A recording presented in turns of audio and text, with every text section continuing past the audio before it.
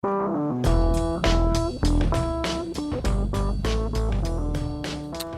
welcome to the show. If I sound a little discombobulated, we really have had sort of Star Trek type technical problems here at the station today, with the studio in particular crashing a bunch of times. And people, when I say we, I should say I really mean Betsy Kaplan, our senior producer, Kyan Wolf, our technical producer, Gene Amatruda, and TJ, our technical guys. I don't so much mean me. I was actually home making like a really good tuna fish sandwich while they were running around with fire extinguishers trying to make the studio stabilize.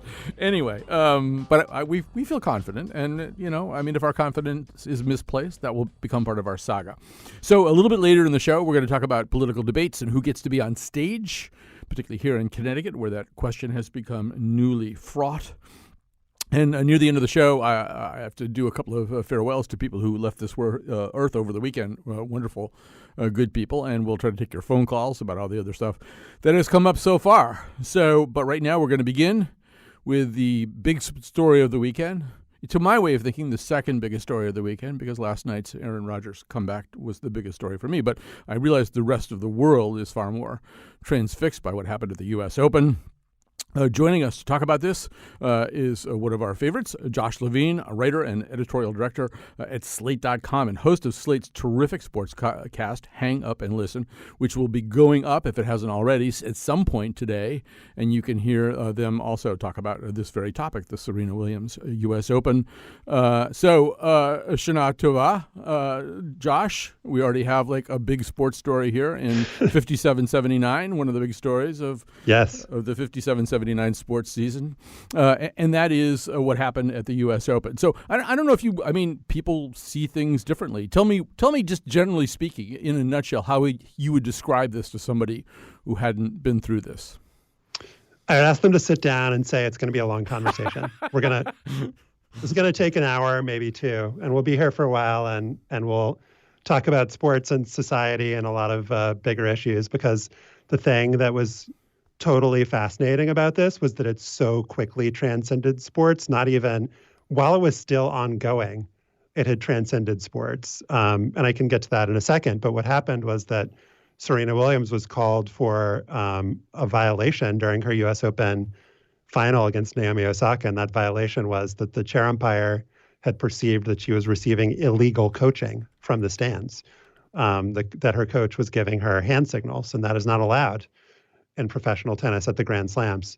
And so he gave her a warning, and Serena Williams received this as if it was an accusation of cheating. And she responded as you would if you were accused very publicly of being a cheater. And it became very raw and very personal, and it escalated. Actually, Josh, I'm just going to interrupt and say I think we can hear in this clip what that sounded like. Yep. Carlos Ramos in the chair. If he gives me a thumbs up, he's telling me to come on. We don't have any code, and I know you don't know that, and I understand why you may have thought that was coaching, but I'm telling you it's not. I don't cheat to win. I'd rather lose. I'm just letting you know. There's a coaching violation. I guess it was a thumbs up, and Serena's setting him straight. That is not coaching. I don't cheat to win. I'd rather lose, she says. All right, Josh, continue. Yeah, and I don't know what other clips you guys have queued up, but it just got very raw and very personal, especially after Serena smashed her racket. And that was a second violation, and the penalty for a second code violation in tennis is a point penalty. And she accused the chair umpire of stealing a point from her, and then things got even more intense. Yeah, we can actually give you some of that intensity right here. Serena was watching her coach give her a hand signal. Verbal abuse. And now, penalty, Mrs. Williams. Wow. Correct. And we'll take that one down, and we'll just jump to the third clip. I think this is the part that has got most of the conversation.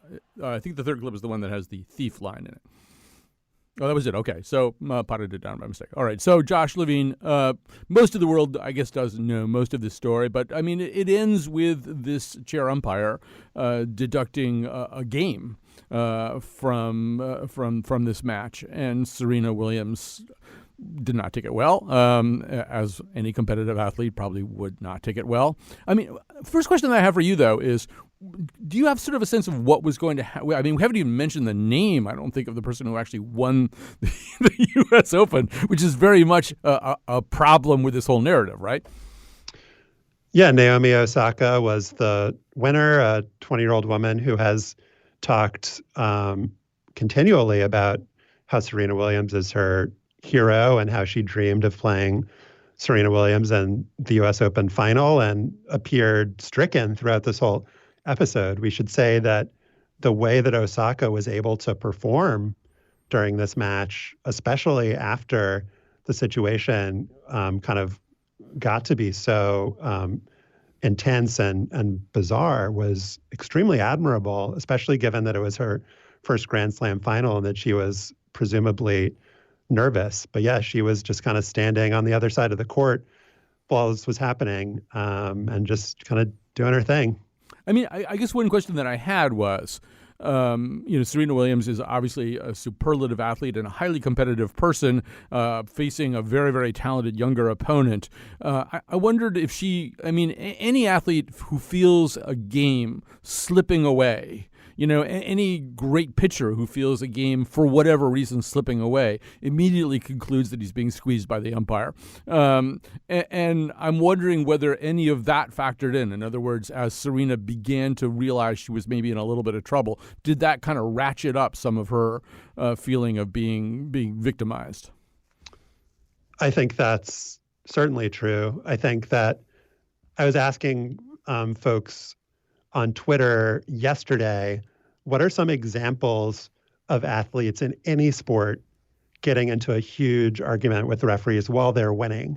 And people had a really hard time coming up with an example. So it's not anything particular to Serena Williams. It's just human nature that you're going to feel more vulnerable, more wronged, and like the umpire, the referee is out to get you when you're losing. And we should say that the coaching accusation, the warning, came after she had already lost the first set, and Osaka was looking incredibly tough to beat. And then the racket break came when Serena was ahead in the second set, but had just lost her serve and had kind of lost her lead and was frustrated about that. So kind of in moments when the match seemed to be getting away from her was when the argument also seemed to escalate, and that cannot have been a coincidence. Right. I'm actually having flashbacks. I can't place this in date or time or anything like that, but I do remember a Roger Clemens start where he got it into it.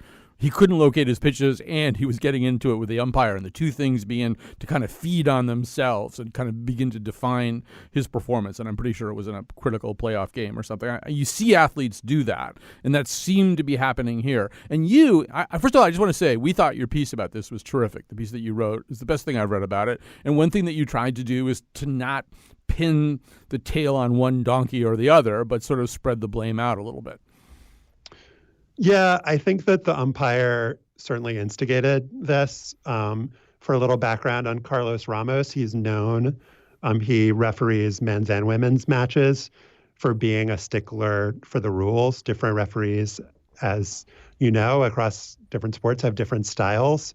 And he is someone who, whether it's Novak Djokovic, Andy Murray, Rafael Nadal, is known for calling things that other referees might not call because he just is more of a stickler for whatever reason. And so he had previously in this tournament called Novak Djokovic your men's champion of the U.S. Open, as well as another player, Marco Cecchinato, for receiving illegal coaching. So Serena was not being singled out in that regard. And yet, I don't think he should have called that violation on anyone because as Serena's coach said afterwards, and I think it's true, that every coach coaches from the stands. And this is an example of this being a really bad rule that is not enforced very well. And so what happens in life when you have really bad rules that are unclear is then the person in charge of enforcing the rules has an incredible amount of power, right? Where they can just say, oh, well, that's a violation. I can call that on you because it's within the rules. But if it's generally not called, then there might be an expectation from the player. And so I think they need to really figure that out in tennis. And so I think that he instigated it. And then Serena Williams, she might have brushed it off. She might have said, other players have been called for this, and I'm just going to like keep going on my way. But she took it very personally for reasons that I can understand that maybe we can get into. But I think she certainly played a part in where it ended up. It's not all on the umpire. Right. I think, what you have in these situations can turn into kind of a muddle of a lot of things that are true. Has Serena Williams been subjected to double standards at various times in her career?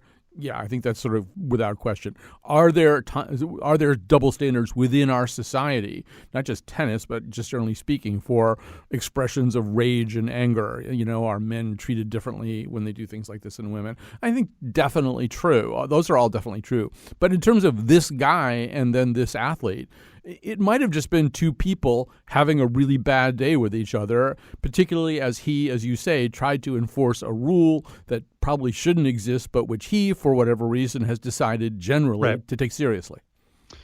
Yeah, I think this could be an example of like two trains that were just going to collide with each other. Just when you have somebody who's a stickler like this, when you have an athlete in an incredibly high stress situation, those are probably not the best forces to be colliding. And at the end, with the game penalty, I think a lot of people said very fairly that, we for whatever reason, I don't know what the microphone situation was, but just as an audience member watching on television, we had more access to what Serena was saying than what Carlos Ramos was saying.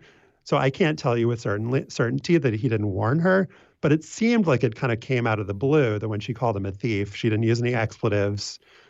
She did kind of impugn his integrity a little bit by calling him a thief, but it didn't seem like he warned her. And it seemed like in that moment in a Grand Slam final where giving Osaka a game was essentially giving her the match, it seemed like Carlos Ramos, really escalated the situation there and did not try to diffuse it and say, all right, like this is getting a little bit personal. Let's like step back here. And like, if you go over the line again, then that would be the third violation. It just didn't seem like he tried to de-escalate the situation in that moment when it was so fraught.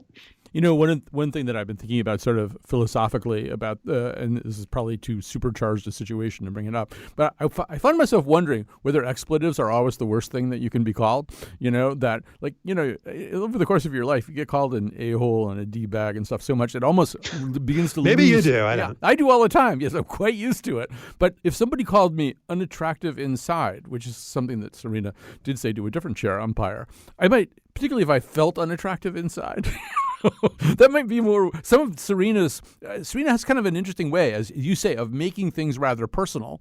I think a way to pivot off that's really interesting is just other players did not react to the coaching violation in the way that Serena did. And as you might react to somebody calling you ugly inside, if that was a trigger for you, like for whatever reason, and I think I actually understand the reason, she felt like impugning her honor and integrity and character in such a way that illegal coaching accusation can do, it hit her very personally because she feels like she's somebody who is attacked.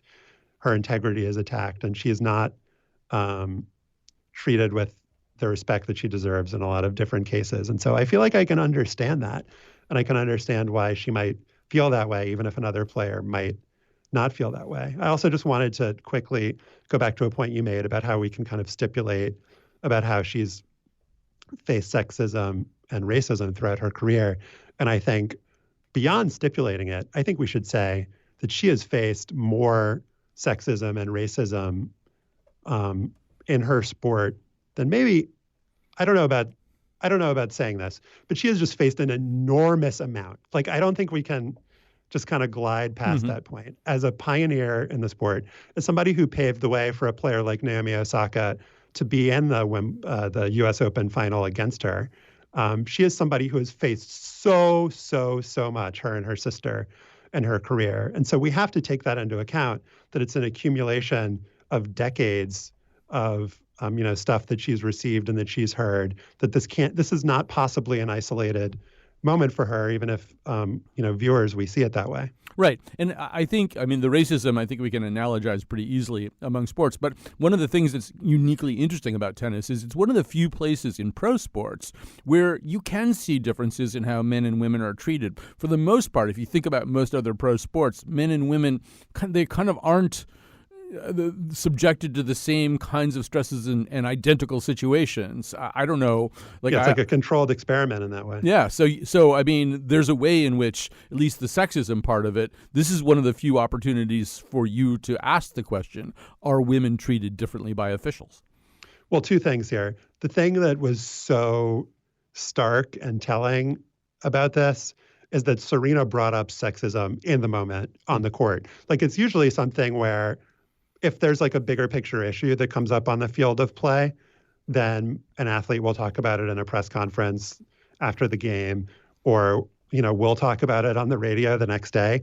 She was having the bigger conversation as it was happening, which was really, really, I think, unique, and what kind of made this into an instant conversation for everyone to have. But also just a little bit of context and background is like earlier in the tournament, this woman, French player Alizé Cornet, was given a code violation for changing her, shirt. She had a sports bra and she had her shirt on backwards.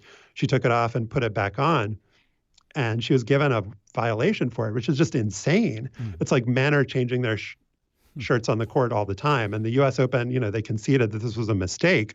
But Serena, the guy who runs the French Open earlier, like not that long ago, said, Serena Williams can't wear her catsuit anymore, which was, something that Nike designed for her, in part because it looked cool, but in part because she had these circulation issues after her pregnancy. And they're saying, we can't have this and you can't wear it, which is also insane. And so this is that's the recent kind of, this is all the stuff that's like swirling around this in terms of gender beyond just like the bigger picture issues with women in sports.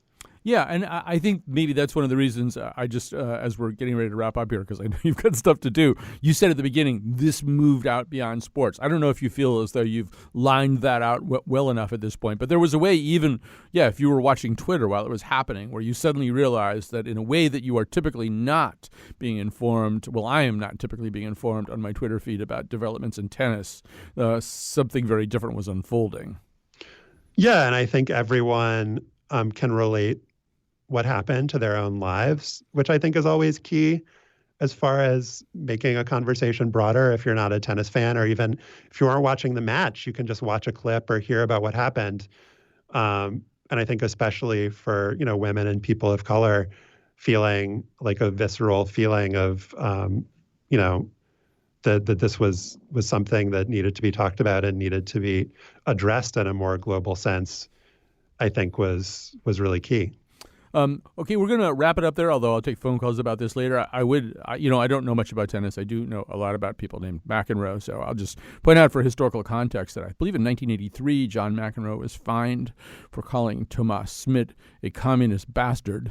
I think today you could probably get confirmed as Undersecretary of State for having called someone a communist bastard. So times are changing, mores are changing. We just have to learn to change with them. Josh Levine, thank you so much for doing this, and I encourage everyone to listen later today when Josh's Slate's Sports podcast, Hang Up and Listen, goes up on the podcast thing that things go up on. Didn't I? Thank you, sir. All right, very well thanks. said. Thank you. Appreciate it. Thanks, Josh. We'll come back with more beautifully worded sentiments by me after this. Let's go down to the tennis court and talk it up like yeah. All right. Well, let's turn to a very different theater of dispute and talk about a very different kind of dispute. That dispute has to do with who gets to be at political debates, very specifically here in this 2018, or today I should say 5779 political campaign cycle. We are looking at multiple, what are called by statute in Connecticut, minor party candidates. They would like to be on the debate stage along with Mr. Lamont and Mr. Stefanowski, and debate by debate. This gets decided sometimes a little bit idiosyncratically or based on rules that we never knew existed. Joining us, one of the people who's in charge of figuring all this out, Chris Keating, Capitol Bureau Chief for the Hartford Courant. Chris, welcome to our Monday conversation. Good to hear from you. How are you? I'm fine. Thanks for asking. So we've just been through one debate where it wasn't really all that contentious. That was last Wednesday's debate where the problem was that Bob Stefanowski, the Republican nominee who was invited, decided that he wasn't going to go to it. So we had Ned Lamont and Oz Griebel, a qualifying minor party candidate, qualifying by petition minor party candidate, on stage. The whole field is getting a little bit more complicated. We've got two more people having qualified for ballot lines by signature. So potentially, yes, a field of 5 people. But that doesn't mean that 5 people are going to be on stage at all these debates. Chris, what do we know about this? Right. What happens is the debate organizers have a lot of power in this whole thing. And generally you have debate organizers and then you generally have media partners. So sometimes you have 3 or 4 hosts on these things and the media plays a big role. But in this next debate on Wednesday, Channel 8 is talking about a 10% threshold. So unless that changes, Oz Griebel will not be in the debate, and neither will the other 2 petitioning candidates that you talked about, Libertarian Rod Hanscom and Mark Stewart Greenstein of the Amigo Party. Your listeners might not know them as well, but they are on the ballot. Our listeners do know Mark because he's been on the show, and he's going to be on the show in just a few minutes after you and I complete our conversation. So, yeah, I mean, in a way, you have to sort of back up and think, well, what's the purpose of debates? And it may be that we just don't have a real consensus about this. I think back to a debate that you and I both remember well. It was during a U.S. Senate campaign, and Chris Murphy was on stage with Susan Bisowitz and Lee Whitnam and Matthew Oakes, and I think William Tong, and things started to get a little crazy, thanks mainly to Lee Whitnam calling Chris Murphy a whore and then dispensing insults and epithets to the other people on stage. And Murphy had this kind of look on his face, and he said something like, I really actually wanted everybody, to be part of this debate. I'm starting to wonder if that was such a great decision. But I mean, organizers, I guess they all have their different goals. And as you say, I mean, there's nothing that can be done other than to let them figure out what the bar is that people have to clear. Yeah, they can cut it off. Oz Griebel mentions that Channel 8 is owned by a company called Nexstar, which is in Texas. And the decisions, according to him, are being made in Texas, not in New Haven at Channel 8. So these are not even local decisions in this particular one that we're talking about. I mean, people have been excluded for years, and there usually are the minor party people. And it's not for reasons of substance. It's not that Oz Griebel couldn't give you an intelligent argument. It's based strictly on issues, at least in this case, you're not at 10% in the polls. Oz Griebel can argue with the best of them on all kinds of issues. That's not the issue, but both on the national and the state level, they've been excluding people for years. I mean, they didn't exclude them, but all the way back, one of the most famous debates of all time was Admiral James Stockdale, which I'm sure you remember. Who am I and why am I here?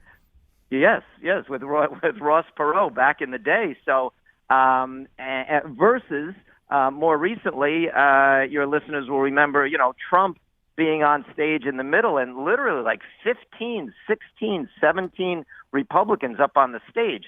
That was the far extreme in those primaries. That would be the extreme and not the normal. So you've got these other candidates who've collected 7,500 signatures, which is not that easy to do. We know people who have been unable to do that. Jonathan Pelto comes to mind. So, I don't know. There's a case to be made. Like if they're on the ballot, they should be allowed to debate. We know that Oz Griebel was able to debate last Wednesday, but Stefanowski wasn't there. We know that in the Channel 8 one, unless they change their position, Oz Griebel and the other 2 are not going to be there. Do you know enough about the rules of all the debates that are set up this year to know whether Oz has any chance of getting back up on stage, or Mark or Rod Hanscom? It's not looking good for Oz. I talked to CCM, which is running a debate at Foxwoods way around Halloween, October 30th area, and they basically said also if he doesn't have the 10%, he's basically not in.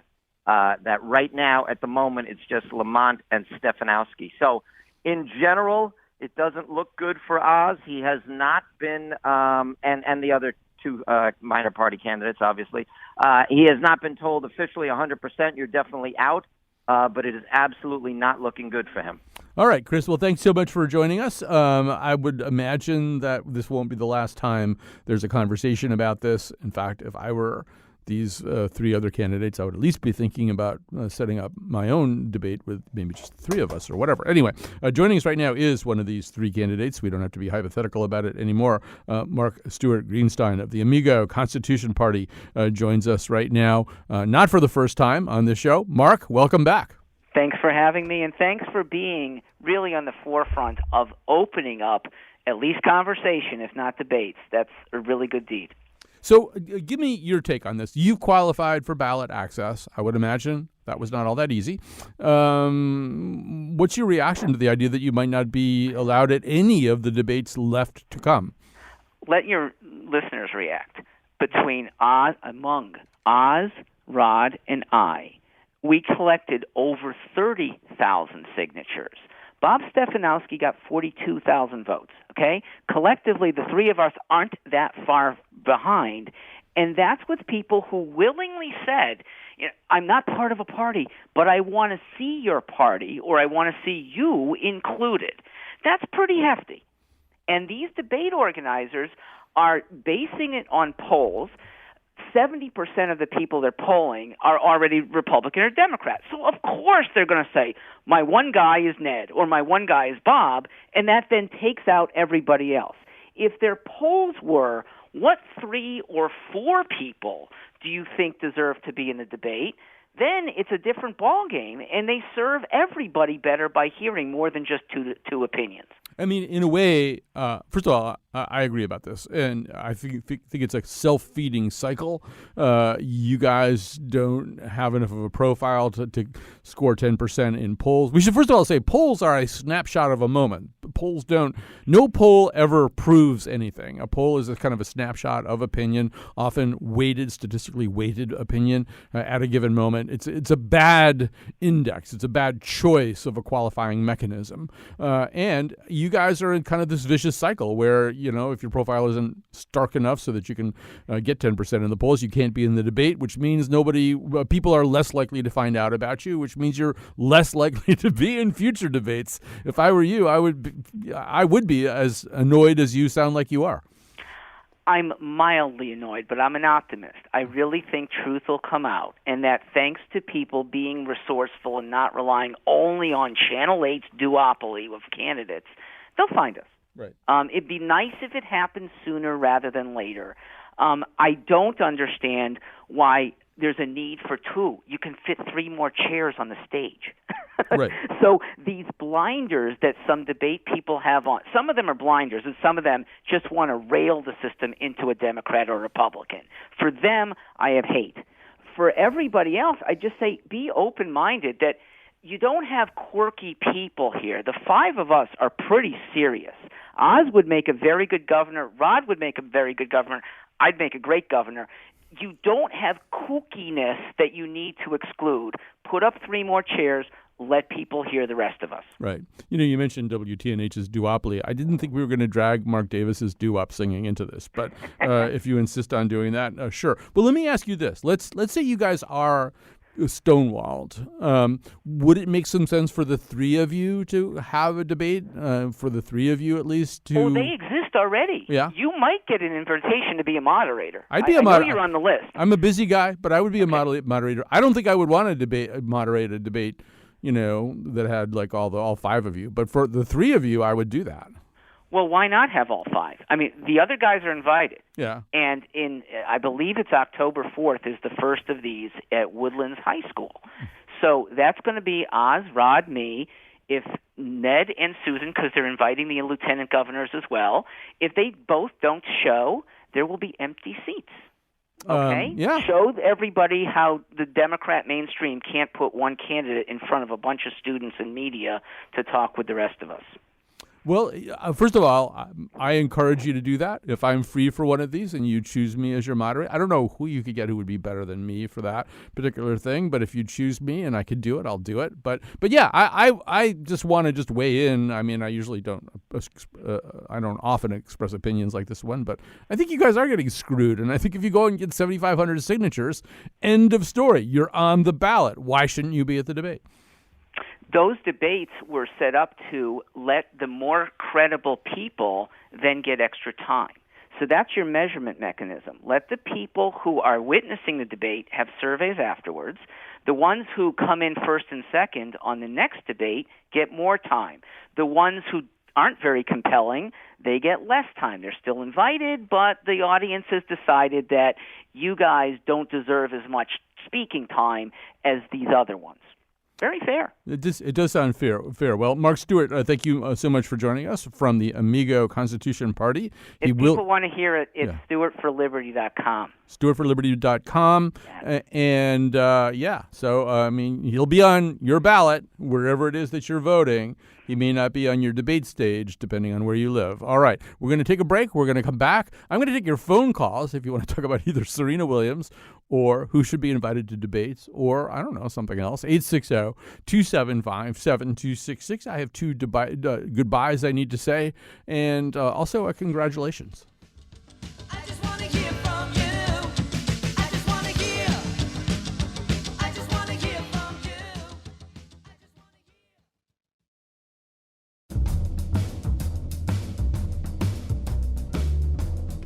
I'm getting some illegal coaching signals right now from Betsy Kaplan. Does that mean you want me to move away from the mic, or do you want me to move closer and bend my head way to the right, and then just open one corner of my mouth? Oh, you were just drinking a Slurpee. Betsy Kaplan produced this show today with me, Kyone Wolf. Amanda Fish is unattractive inside, but so are most fish. The part of Bill Curry was played by Jimmy Connors. On tomorrow's show, revisit our conversation about smartphone addiction. And now, back to Colin. I really do think that is an interesting question. I mean, not for today necessarily, but it was one of the things that I wound up thinking about to myself over the weekend, because I went back and I reviewed all the things that John McEnroe had been penalized for over the years. And often it did involve bad words, expletives. And I think there has to be some kind of hierarchy of offense in the enforcement of rules of decorum and stuff like that. So there has to be something that's verbal abuse and something that's not verbal abuse, or something that's milder verbal abuse. And I suppose expletives is a pretty easy place to go. But when I think about it, when I think of the times that I've been really kind of verbally wounded in my life, it really wasn't necessary. It wasn't even particularly helpful to use expletives. It was really, there's an old Peanuts cartoon where Lucy is yelling at an unseen Charlie Brown, "Charlie Brown, you blockhead!" And Linus approaches her and says, "You really shouldn't say that." And she says, "Why not?" And he says, "Because it might offend him." And she says, "What do you mean?" And he says, "He might really be a blockhead." And there's a lot of truth in that whatever your deepest fear about yourself is, that's the most wounding insult, not like the worst word somebody can call you. I've been called so many of those worst words. It's just like, that's like a day. It's a day. It's just been a day. Somebody called me an a-hole. But somebody who, and I've had this experience of people getting at what my worst grievances with myself are. That's a much more wounding process. Anyway, I have a couple we'd love to hear from you about either the U.S. Open controversy or the question of who should get to be in political debates, or if you could combine the two into one call so that they seamlessly and symbiotically kind of fed off one another, we'd give you some kind of prize. 860-275-7266. Yes, you would be eligible for something that we refer to as some kind of prize, which doesn't commit us to very much, I realize. But if you'd like to be eligible for that, then you have to do it. It has to be like you can't see the seams on it. It's all there together in one statement. And then you will be receiving some kind of prize. So meanwhile, I first of all want to salute everybody who worked on this show today, because really I'm laughing mainly because it didn't really inconvenience me in the tiniest bit. Although at one point I was getting ready to maybe go to New Haven because these Hartford studios literally were in some kind of technical moment of mass failure. So I suppose it could have inconvenienced me, but ultimately it didn't. And Gina Matruda, who works so hard here, has been working very, very hard for, I think, the last 24 hours trying to figure out what's going wrong, what's happening here on the Starship Enterprise, and also assisted by TJ and Kyone and Betsy and people like that. So thanks to all of you. We're on the air right now. Thanks to you and no thanks to me. Okay, so a couple of sad things. Well, and by the way, if you want to call in about other stuff while I'm talking, get yourself on the board here. 860-275-7266. 860-275-7266. Yes, I'm told that Gene Amatruda was up all night working on this, like literally up all night working on this. But anyway, he has saved us, and I'm just sitting here reaping the benefits of it. So I should feel more guilty somehow, but I don't. I got the word of two old friends' deaths. I don't know, it was like they were an hour and a half apart on Saturday morning. Now, in fact, one of them had died, I think, in his sleep Thursday night. But let's start with Ben Duvall. Ben Duvall was a guy, you probably read about him. I hope maybe read about him by now. We'll also be talking about him, I should say, on the Wheelhouse on Wednesday. Mr. Dan Koski is away, so I will be hosting the Wheelhouse. Ben Duvall was a participant in the Wheelhouse at times in his life and career. I first met him, I believe, there came a period, I guess in the 90s, when former Governor and Senator Lowell Weicker would come to my old studio at WTIC for long on-air conversations with me, and he was almost always accompanied by both Tom Dutchick, who now runs CT Capitol Report, and Ben Duvall. And I think that's when I met Ben, sometime in the 90s. And Ben was a Republican. Republicans take many forms. He, at times, felt deeply out of communion with certain aspects of his own party, but tended to stay the course. He was the McCain chairman, I believe, in Connecticut in 2000. I was with him at the convention in Philadelphia when he and the other delegates arrived there and were told eventually by McCain that they were, although Connecticut had voted for McCain in the primary, that they were released from that requirement, and they wanted unanimity, and they wanted them not to bring their signs in and stuff like that. And I was standing next to Ben, watching him be like really unhappy about that. He was a diehard McCain fan, knew McCain personally, and in general, I mean, became such a voice of respect for both sides and of a certain kind of genteel centrism that, a lot of times here at the station, we seek out Republican voices just because we want to make sure that we're representing, when possible, the conservative side of an argument.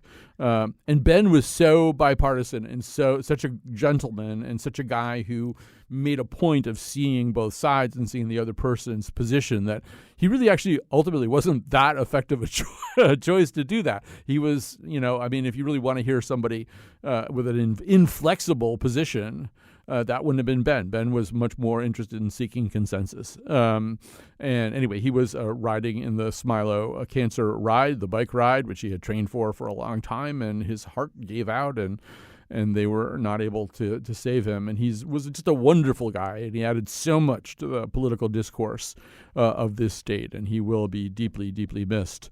He already is deeply, deeply missed, Ben Duvall. I'm just doing this off the cuff, and I hope I'm not leaving important things out. Well, at the same time, and from a widely different part of life in general and my life, I got the news that a man named David McBride had died. David McBride was a composer and also on the composition faculty at the Hart School here in Hartford, the very distinguished music college here in Hartford. And David McBride, who died in his sleep, as far as I know anyway, was a composer of what you would probably call new music, maybe some of the more adventurous end of what falls under that wide, unspecific umbrella of classical music or orchestral music or whatever. And years ago, he had composed a piece that that included was for orchestra and spoken word. He asked me if I would do the spoken word part of it. It was Wilfred Owen's Dulce et Decorum Est, which was part of this, which is a World War I poem that was part of this kind of peace orchestral composition of David's. Anyway, a sweet, thoughtful, interesting, for the most part kind of unassuming guy, but a very, very interesting composer. And I'd had such a profound experience doing this that that every time I would bump into David, which was a lot because we would go to some of the same music stuff like the Garmony series, I would say, write something else. I can't play any instruments, so you're going to have to write something with spoken word in it, but I want to do another piece like that because it was really such a great experience. And so finally he did, and we are scheduled, when I say we now, it's the Avery Ensemble and I are scheduled in November to present a piece for piano quartet and spoken word that David had written.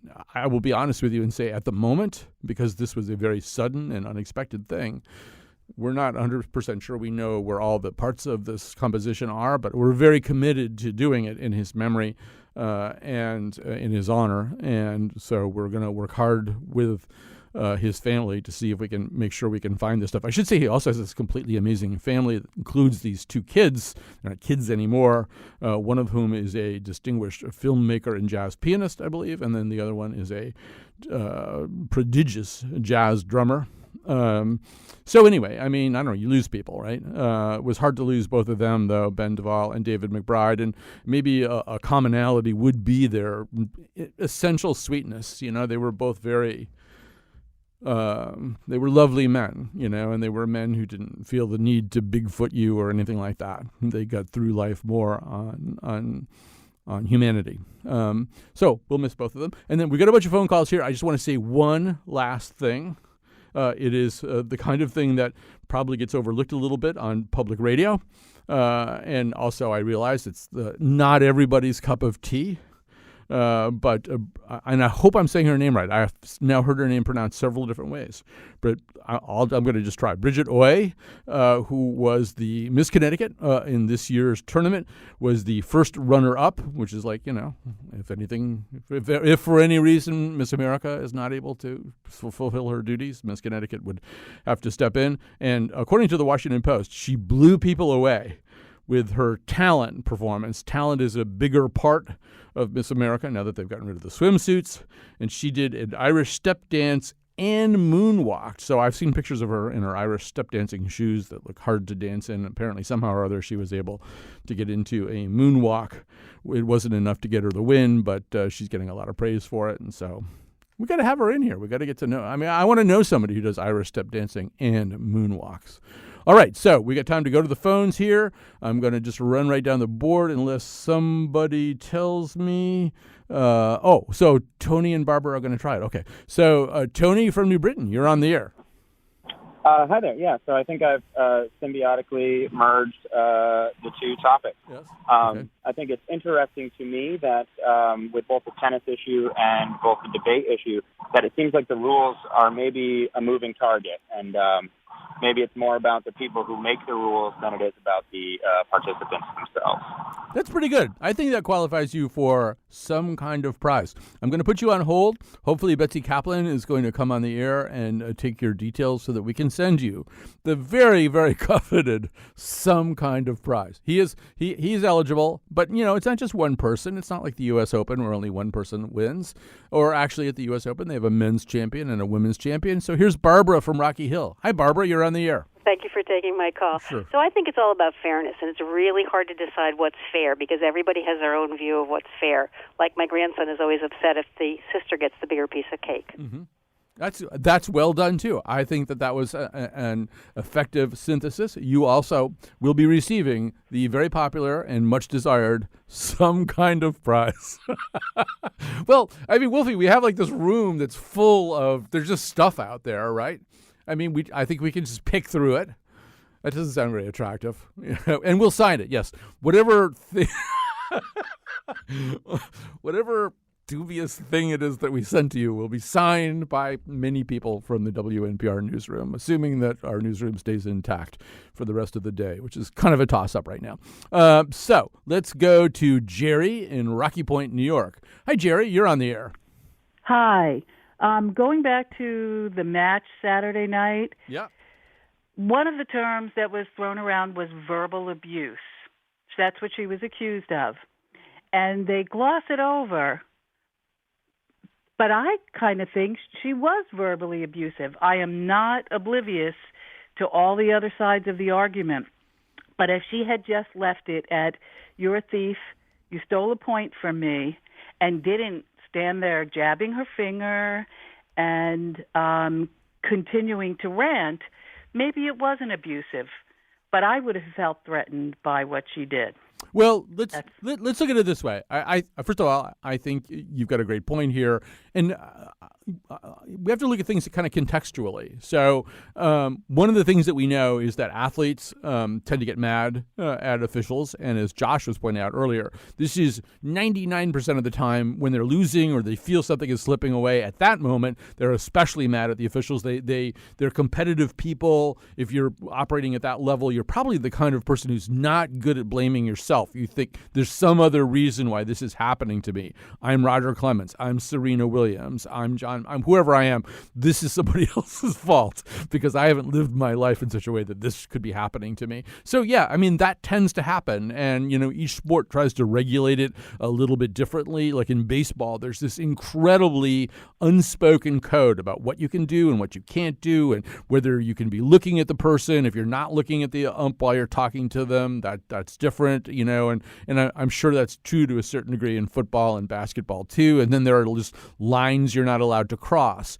And no, I'm not a big expert on tennis and how they categorize all that stuff. Once again, it gets back to what I was saying before, though, Jerry, which is that, like if you scream a-hole at me, that would probably bother me less than ways that you could very specifically verbally abuse me that I thought were very specific to me. So maybe to this guy, liar, thief. She also said, you will never again work on a court where I'm playing, which is, I guess you could sort of call that a employment threat or something like that. I mean, a lot of it. I would. Yeah. Can I make one more, side point? Absolutely. Serena was wonderful when she brought the crowd back. Mm-hmm. However, she kept saying, this is Naomi's moment, but if anybody took the moment away from Naomi, it was Serena herself. Yeah, a little bit of both. I mean, there's a rule in sports, once again, kind of an uncodified rule. If you're an official, you don't want to become the story. And if possible, you don't want to make a call that becomes a story or becomes really the tipping point in an outcome. Now, it could be argued that Serena Williams is going to lose this match anyway, and deducting a game ultimately didn't make that big a difference. But usually, as an official, you want to kind of stay out of the way. I think the people who have said if he'd started with what they call a soft warning on the coaching thing, coaching from the stands thing, if he'd started there, soft warning, I'm not going to call it right now. If I see any more of it, I'm going to call it. Probably none of us would be having this conversation. So there's a little bit of blame to go around, right? Yeah. Yes, I agree. Yeah. Okay. Well, there's a lot of agreement here today, which would be bad if we were on commercial radio. I think it's fine here on public radio. All right, here's Carrie in Collinsville. Hi, Carrie. You're on the air. Hey, Colin. Thanks for taking my call. Oh, I know who you are. I even have watched you play tennis. But anyway, go ahead. Well, that's part of why I'm calling. I used to be a tennis player and even taught tennis. And one of the things that's extremely important in tennis and in golf, but not in most sports, is etiquette and how you behave. To the point where Bjorn Borg, back when he started beating John McEnroe, and he was quiet when the calls didn't go his way, and they didn't have the replay back then. And John McEnroe, if things weren't going his way, he'd make a big, huge fuss, throw his racket, and you know the whole story. And what the problem in tennis and in golf is that people need to keep their focus. And so when you have an opponent yelling and ranting and raving, it can throw your game off. I think that's part of the reason that it's treated so harshly when people get out of control. Right, like that. And Carrie, we're going to have to stop it there. It's even been suggested in McEnroe's case he did that deliberately to disrupt focus. Good luck doing that with Bjorn Borg. But I know what you mean, and we know what you mean, and we're going to have to stop there. But thanks to everybody, especially to Gene Amatruda, the hero of the day.